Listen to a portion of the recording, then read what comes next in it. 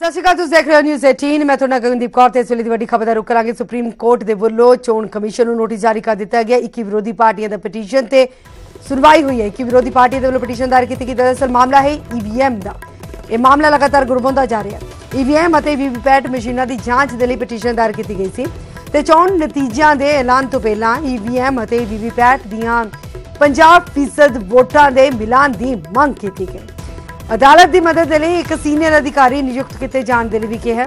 यह भी दस दिए कि 25 मार्च को मामले की अगली सुनवाई होगी।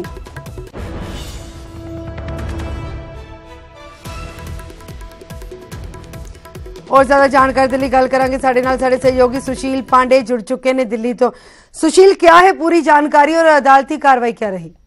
जी देखिए, साफ तौर से वीवीपैट में जो 50% मिलान की बात कही जा रही है, जिसमें 21 जो विपक्षी दल हैं उन्होंने सुप्रीम कोर्ट का दरवाजा खटखटाया है। उन्होंने कहा है कि हम चाहते हैं कि चुनाव प्रक्रिया में साफ और सुथरी व्यवस्था अपनाई जाए और इसीलिए वो वीवीपैट से पर्चियों के मिलान की मांग कर रहे हैं। सुप्रीम कोर्ट फिलहाल 21 विपक्षी पार्टियों की इस याचिका पर सुनवाई को लेकर तैयार भी हो गया है। सुप्रीम कोर्ट इस पूरे मामले पर 25 मार्च को सुनवाई करेगा। सुप्रीम कोर्ट ने मामले की सुनवाई के दौरान ये भी चुनाव आयोग को निर्देश दिया है कि इस मामले पर चुनाव आयोग कोई कंसर्न वरिष्ठ अधिकारी नेक्स्ट डेट ऑफ हियरिंग यानी कि 25 मार्च को कोर्ट में पेश करने के लिए ये आदेश दिया है। तो साफ तौर से सुप्रीम कोर्ट अब इस पूरी याचिका को एग्जामिन करेगा। हालांकि याचिकाकर्ताओं की तरफ से ये कहा गया है कि लोकसभा चुनाव को लेकर वो फेयर इलेक्शन चाहते हैं, लिहाजा वीवीपैट से पर्चियों की मिलान की 50% जो औचक निरीक्षण वाली बात थी और जिसके मद्देनजर वो चुनाव आयोग पहले जा चुके हैं, उस पर फिलहाल अब सुप्रीम कोर्ट सुनवाई करे। तो अब ये साफ है कि याचिका पर सुप्रीम कोर्ट 25 मार्च को सुनवाई करेगा। देखना यह है कि लोकसभा के फेयर इलेक्शन के लिए क्या चुनाव आयोग इस पूरे मामले में अपनी दलील सुप्रीम कोर्ट में देता है। ये कोई पहली बार नहीं है कि ईवीएम पर सवाल उठ खड़े हुए हों, इससे पहले भी कई बार उठते रहे हैं। क्या कहना है कि अदालत की तरफ से जिस तरह से संजीदगी दिखाई गई है उसके बाद विराम लगेगा उन तमाम गर्माहट पर, विवादों पर? तौर से देखिए, लोकसभा चुनाव के दौरान ईवीएम को लेकर जिस तरह सवाल उठ रहे हैं उससे पहले भी सुप्रीम कोर्ट में याचिकाएं दाखिल की गई थी। मैं आपको याद दिलाना चाहूंगा, जब मध्य प्रदेश और राजस्थान में चुनाव थे उस दौरान कमलनाथ और सचिन पायलट की तरफ से सुप्रीम कोर्ट में याचिका दाखिल करके वीवीपैट से पर्चियों के मिलान की बात कही गई थी।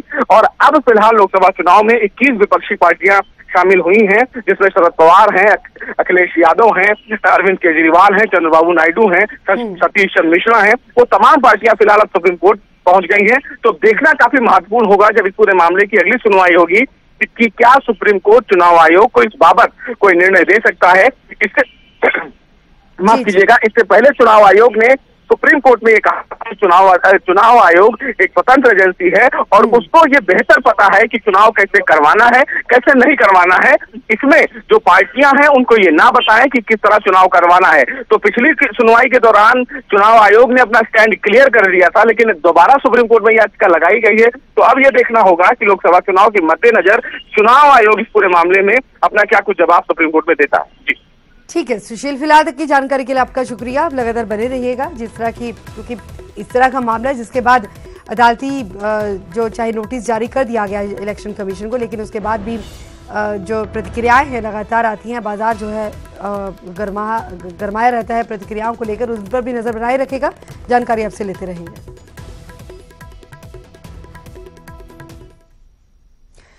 जलंधर तो एक ISI एजेंट गिरफ्तार किया गया। State special operation cell Amritsar ने इसनूं गिरफ्तार किया है।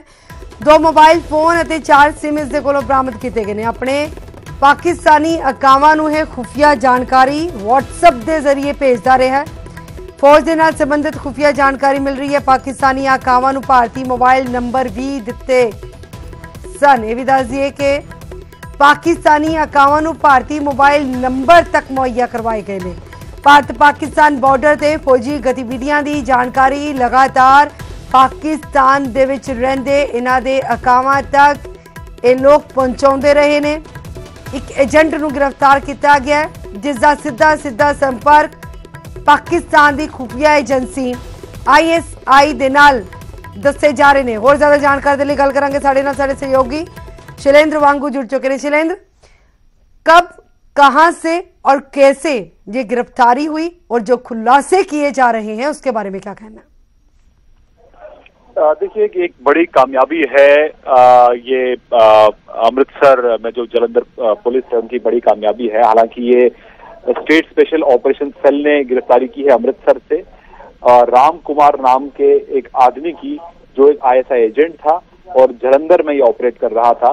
और माना जा रहा है कि ये लगातार संपर्क में था व्हाट्सएप के जरिए सीमा पार अपने हैंडलर के साथ, और पैसों के बदले ये जो सेंसिटिव इंफॉर्मेशन होती है, जो मिलिट्री से जुड़ी इंफॉर्मेशन होती है, वो पास ऑन कर रहा था।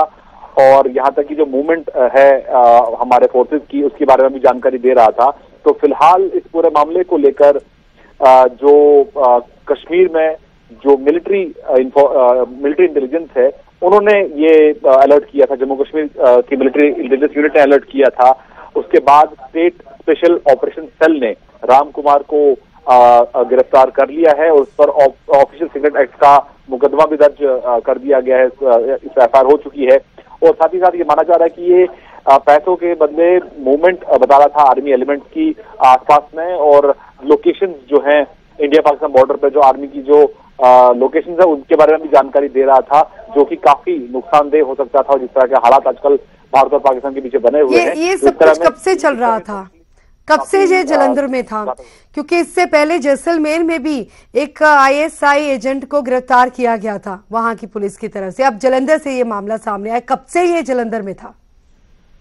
देखिए, इस बारे में अभी ज्यादा जानकारी अब तक नहीं मिल पाई है। इसके अलावा हमें पास जो अपडेट मिली है उसके मुताबिक कल रात को ही एजेंट को मेडिकल के लिए जलंधर लाया गया था। और माना जा रहा है कि कुछ वक्त से हाल ही में इसने ये शुरू किया था, संपर्क में था अपने पाकिस्तानी हैंडलर के, और पैसों के एवज में वो व्हाट्सएप के जरिए ये तमाम जानकारी मुहैया करा रहा था पाकिस्तान को, जो कि भारत के नेशनल इंटरेस्ट के लिए एक बड़ा खतरा हो सकता था। और इसके पास से पुलिस ने 2 मोबाइल फोन और 4 सिम कार्ड भी बरामद किए हैं, और माना जा रहा है कि इसका इस्तेमाल वो करता था। जो मोबाइल फोन्स बरामद हुए हैं, सिम कार्ड बरामद हुए हैं, इससे किसी तरह की कोई जानकारी मिल पाई है, ट्रेस हो पाया है? क्योंकि किन किन के संपर्क में रहा ये? देखिए, क्योंकि ये मिलिट्री इंटेलिजेंस की तरफ से ये पूरा ऑपरेशन हुआ है। आपको बता दें कि जम्मू कश्मीर में जो मिलिट्री इंटेलिजेंस यूनिट है आर्मी की, वो लगातार नजर रखती है इस तरह की गतिविधियों पे। तो उन्होंने अलर्ट किया था स्टेट स्पेशल ऑपरेशन सेल को पंजाब में कि वो इस पर कार्रवाई करें, क्योंकि इस तरह और जो ये शख्स है जो ये लगातार जानकारी दे रहा था, वो सीक्रेट इन्फॉर्मेशन पास ऑन कर रहा है। तो इसके लिए माना जा रहा है कि इससे जो ये JNK जो मिलिट्री ऑपरेशन यूनिट है उनकी जानकारी की बिना पर ही इसकी गिरफ्तारी हुई है राम कुमार की, जो कि फजील का पंजाब का रहने वाला है, और 14 मार्च को गिरफ्तारी हुई है। और आपको ये भी बता दें कि इसके पास जो मोबाइल फोन बरामद हुए हैं उसके बाद ही ये पता चल पाया है कि व्हाट्सएप के जरिए अपने हैंडलर के साथ जुड़ा हुआ था पाकिस्तान में, और आर्मी की मूवमेंट को लेकर वो लगातार जानकारी पास कर रहा है। ठीक है शैलेंद्र, फिलहाल तक की जानकारी के लिए शुक्रिया। आप लगातार बने रहिएगा, जानकारी आपसे लेते रहेंगे।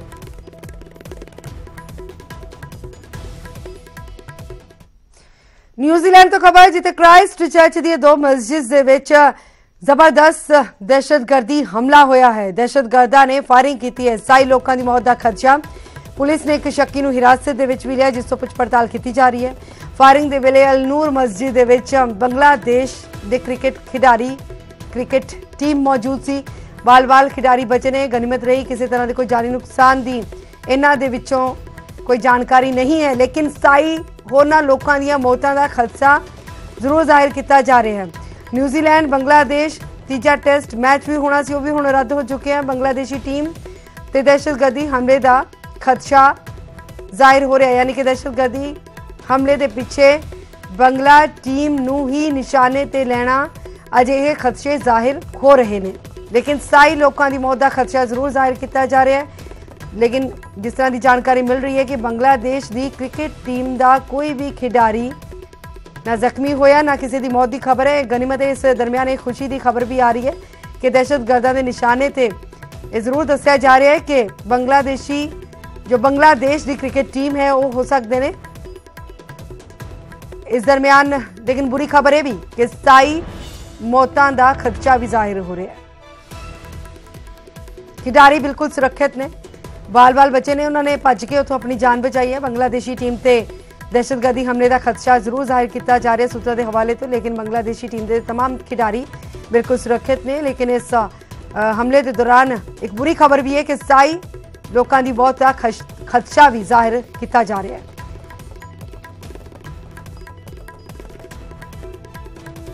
In Wellington, I will be looking to meet with them as soon as I land. It's my expectation that once I arrive and have been briefed, I intend to speak again publicly after that point. I'm happy to take questions.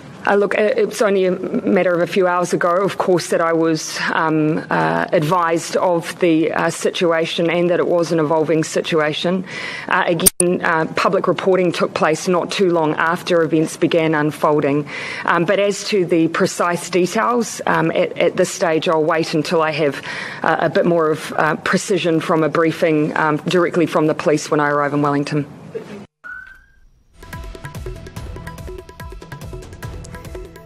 ਸਵੇਰੇ ਦੀ ਵੱਡੀ ਖਬਰ ਆ ਰਹੀ ਹੈ ਇਸ ਮਾਮਲੇ ਦੇ ਨਾਲ ਜੁੜੀ ਹੋਈ। ਨਿਊਜ਼ੀਲੈਂਡ ਤੋਂ ਖਬਰ, ਜਿੱਥੇ ਬੰਗਲਾਦੇਸ਼ ਦਾ ਤੀਜਾ ਟੈਸਟ ਮੈਚ ਹੋਣਾ ਸੀ ਲੇਕਿਨ ਹੁਣ ਨਹੀਂ ਹੋਏਗਾ ਕਿਉਂਕਿ ਉੱਥੇ ਦਹਿਸ਼ਤਗਰਦੀ ਹਮਲੇ ਨੂੰ ਅੰਜਾਮ ਦਿੱਤਾ ਗਿਆ ਤੇ ਇਸ ਦਰਮਿਆਨ 40 ਲੋਕਾਂ ਦੇ ਮੌਤ ਹੋਣ ਦੀ ਪੁਸ਼ਟੀ ਵੀ ਹੋ ਚੁੱਕੀ ਹੈ। ਕਈ ਲੋਕ ਜ਼ਖਮੀ ਹੋਏ ਨੇ। ਇਸ ਵੇਲੇ ਦੀ ਵੱਡੀ ਖਬਰ, 40 ਲੋਕਾਂ ਦੀ ਮੌਤ ਦੀ ਪੁਸ਼ਟੀ ਹੋ ਚੁੱਕੀ ਹੈ। ਦਹਿਸ਼ਤਗਰਦਾਂ ਦੀ ਫਾਇਰਿੰਗ ਦੇ ਦੌਰਾਨ ਫਾਇਰਿੰਗ ਦੇ ਸਮੇਂ ਅਲਨੂਰ ਮਸਜਿਦ ਦੇ ਵਿੱਚ ਬੰਗਲਾਦੇਸ਼ ਟੀਮ ਦੇ ਖਿਡਾਰੀ ਮੌਜੂਦ ਸਨ।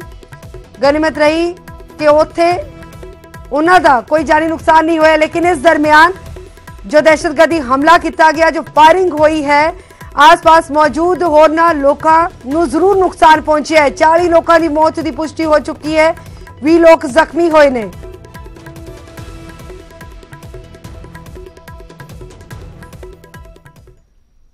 ਅੰਮ੍ਰਿਤਸਰ ਤੋਂ ਖਬਰ, ਜਿੱਥੇ ਬੀਤੀ ਦੇਰ ਰਾਤ ਧਮਾਕਿਆਂ ਦੀ ਆਵਾਜ਼ ਸੁਣਾਈ ਦਿੱਤੀ ਹੈ। ਹਵਾਈ ਜਹਾਜ਼ਾਂ ਦੀ ਮੂਵਮੈਂਟ ਦੇਖੀ ਗਈ ਹੈ, ਜਿਸ ਨੂੰ ਲੈ ਕੇ ਲੋਕਾਂ ਦੇ ਵਿੱਚ ਖਲਬਲੀ। ਇਹ ਕਿਹਾ ਜਾ ਰਿਹਾ ਇੱਥੋਂ ਤੱਕ ਕਿ ਹਵਾਈ ਜਹਾਜ਼ਾਂ ਦੀ ਆਵਾਜ਼ ਦੇ ਕਰਕੇ ਘਰਾਂ ਦੇ ਸ਼ੀਸ਼ਿਆਂ ਦੇ ਵਿੱਚ ਤਰੇੜਾਂ ਆਈਆਂ ਨੇ, ਬ੍ਰੇਕ ਹੋ ਗਏ ਸ਼ੀਸ਼ੇ ਅਤੇ ਇਸ ਬੁਰੇ ਘਟਨਾਕ੍ਰਮ ਨੂੰ ਲੈ ਕੇ ਸਥਾਨਕ ਲੋਕਾਂ ਦੇ ਵਿੱਚ ਦਹਿਸ਼ਤ ਦਾ ਮਾਹੌਲ ਵੀ ਹੈ। ਹਾਲਾਂਕਿ ਫਿਲਹਾਲ ਕੁਝ ਵੀ ਸਪਸ਼ਟ ਨਹੀਂ ਹੋ ਪਾਇਆ ਹੈ ਕਿ ਆਖਿਰਕਾਰ ਇਹ ਜੋ ਜ਼ੋਰਦਾਰ ਧਮਾਕੇ ਦੀ ਆਵਾਜ਼ ਸੁਣੀ ਗਈ ਹੈ, ਧਮਾਕੇ ਦੀ ਆਵਾਜ਼ ਕਿੱਥੋਂ ਆਈ ਸੀ, ਕਿਵੇਂ ਆਈ ਸੀ ਜਾਂ किस चीज की आवाज सी, इस बारे कुछ भी स्पष्ट नहीं हो पाया है क्योंकि ना था पुलिस इस बारे कोई जानकारी देने की गल आख रही है तो ना ही फौज के वालों फिलहाल तो कुछ स्पष्टीकरण किया गया।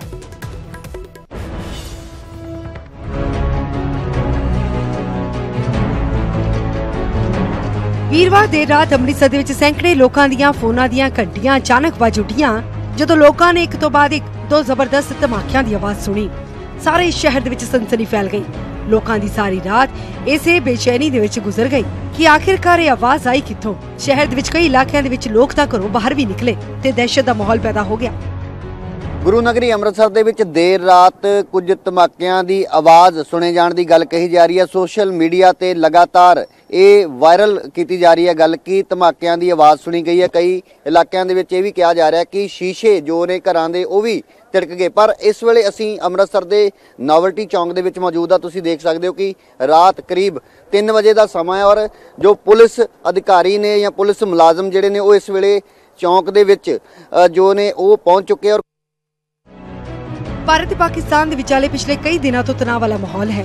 ਇਸ ਲਈ ਅੱਧੀ ਰਾਤ ਅਚਾਨਕ ਹੋਏ ਧਮਾਕਿਆਂ ਦੇ ਕਰਕੇ ਲੋਕਾਂ ਦਾ ਸਹਿਮ ਸੁਭਾਵਿਕ ਵੀ ਹੈ। ਮੈਂ ਜੀ ਮਜੀਠਾ ਰੋਡ ਡਾਇਮੰਡ ਐਵਨਿਊ 'ਚ ਰਹਿੰਦਾ ਹੈ। ਰਾਤ ਨੂੰ 1:15 ਵਜੇ ਮੈਂ ਸੁੱਤਾ ਸੀ। ਉਸ ਵੇਲੇ ਆਵਾਜ਼ ਸੁਣੀ ਸੀ, ਦੋ ਆਵਾਜ਼ਾਂ ਸੁਣੀਆਂ 5-10 ਮਿੰਟ ਦੇ ਵਕਫੇ ਬਾਅਦ। ਰਾਤ ਨੂੰ 1:15 ਦਾ ਟਾਈਮ ਸੀ ਤੇ ਬਲਾਸਟ ਦੀ ਆਵਾਜ਼ ਇਸ ਤਰ੍ਹਾਂ ਸੀ ਕਿ ਜਿਸ ਤਰ੍ਹਾਂ ਬਹੁਤ ਹੈਵੀ ਬਲਾਸਟ ਹੋਇਆ। ਉਸ ਤੋਂ ਬਾਅਦ ਆਵਾਜ਼ ਗੂੰਜੀ ਹੈ 2-3 ਸੈਕਿੰਡ ਵਾਸਤੇ। ਬਾਅਦ ਚੋਂ ਆਫਟਰ 10-20 ਸੈਕਿੰਡਸ ਫਿਰ ਇੱਕ ਬਲਾਸਟ ਫਿਰ ਹੋਇਆ ਔਰ ਲੋਕੀ ਸਾਰੇ ਆਪਣੇ ਘਰਾਂ ਚੋਂ ਬਾਹਰ ਆ ਗਏ ਨੇ, ਸਾਰੇ ਪਾਰਕਸ 'ਚ ਆ ਗਏ ਨੇ ਤੇ ਲੋਕਾਂ ਨੂੰ ਹਫੜਾ ਤਫੜੀ ਪੈ ਗਈ ਸੀ ਪੂਰੀ। ਰਾਤ 1:15 ਵਜੇ ਦੇ ਕਰੀਬ ਧਮਾਕਿਆਂ ਦੀ ਆਵਾਜ਼ ਤਰਨਤਾਰਨ ਅਤੇ ਸੁਲਤਾਨ ਵਿੰਡ ਰੋਡ ਇਲਾਕੇ ਦੇ ਵਿੱਚ ਸੁਣਾਈ ਦਿੱਤੀ। ਪਰ ਇਹ ਧਮਾਕੇ ਹੋਏ ਕਿਵੇਂ, ਇਸ ਸੰਬੰਧੀ ਨਾ ਤਾਂ ਪ੍ਰਸ਼ਾਸਨਿਕ ਅਧਿਕਾਰੀਆਂ ਤੇ ਨਾ ਹੀ ਲੋਕਾਂ ਤੇ ਹੋਰ ਨੁਮਾਇੰਦਿਆਂ ਦੇ ਵੱਲੋਂ ਕੋਈ ਸਾਫ਼ ਉਪਾਅ ਹੈ।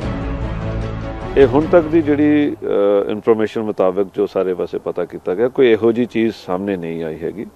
ਕੋਈ ਧਮਾਕੇ ਵਰਗਾ ਕੋਈ ਹਾਦਸਾ ਨਹੀਂ ਪਤਾ ਚੱਲਿਆ ਕਿ ਕੋਈ ਇਹੋ ਜਿਹਾ ਨਹੀਂ ਹੋਇਆ। ਇਸ ਚੀਜ਼ ਦਾ ਵੈਰੀਫਾਈ ਅਸੀਂ ਅੱਗੇ ਬਾਕੀ ਵੀ ਕਰ ਰਹੇ ਹਾਂ। ਅਗਰ ਕੋਈ ਅਜਿਹੀ ਚੀਜ਼ ਹੋਏਗੀ ਪ੍ਰੋਪਰ ਤੌਰ ਦੇ ਉੱਪਰ ਸਾਡੀਆਂ ਸੈਨਾ ਵੱਲੋਂ, ਸਾਡੇ ਪ੍ਰਸ਼ਾਸਨ ਵੱਲੋਂ, ਸਾਡੇ ਐਡਮਿਨਿਸਟ੍ਰੇਸ਼ਨ ਵੱਲੋਂ ਲੋਕਾਂ ਨੂੰ ਜਾਣਕਾਰੀ ਦਿੱਤੀ ਜਾਏਗੀ ਐਡਵਾਂਸ ਦੇ ਵਿੱਚ। ਲੇਕਿਨ ਇਦਾਂ ਦੀ ਕੋਈ ਗੱਲ ਹੈ ਨਹੀਂ, ਨਾ ਕੋਈ ਖਤਰਾ ਹੈ, ਨਾ ਕੋਈ ਚਰਚਾ ਹੈ, ਨਾ ਕੋਈ ਲੜਾਈ ਹੈ। ਅੰਮ੍ਰਿਤਸਰ ਦੇ ਵਿੱਚ ਤੇਜ਼ ਆਵਾਜ਼ ਦੀ ਘਟਨਾ ਸੋਸ਼ਲ ਮੀਡੀਆ ਤੇ ਵੀ ਖੂਬ ਟ੍ਰੈਂਡ ਹੋ ਰਹੀ ਹੈ। ਰਾਤ ਕਰੀਬ 3 ਵਜੇ ਤੋਂ ਹੀ #ਅੰਮ੍ਰਿਤਸਰ ਟ੍ਰੈਂਡ ਕਰ ਰਿਹਾ ਹੈ। ਪਰ ਪ੍ਰਸ਼ਾਸਨ ਦੇ ਵੱਲੋਂ ਲੋਕਾਂ ਨੂੰ ਲਗਾਤਾਰ ਨਾ ਘਬਰਾਉਣ ਅਤੇ ਸ਼ਾਂਤੀ ਬਣਾਏ ਰੱਖਣ ਦੀ ਅਪੀਲ ਕੀਤੀ ਜਾ ਰਹੀ ਹੈ ਤੇ ਨਾਲ ਹੀ ਪ੍ਰਸ਼ਾਸਨ ਦੇ ਵੱਲੋਂ ਅਜਿਹੀਆਂ ਅਫਵਾਹਾਂ ਤੇ ਯਕੀਨ ਨਾ ਕਰਨ ਦੀ ਵੀ ਅਪੀਲ ਕੀਤੀ ਜਾ ਰਹੀ ਹੈ। ਅੰਮ੍ਰਿਤਸਰ ਤੋਂ ਰਾਜੀਵ ਸ਼ਰਮਾ, ਨਿਊਜ਼ 18 ਪੰਜਾਬ।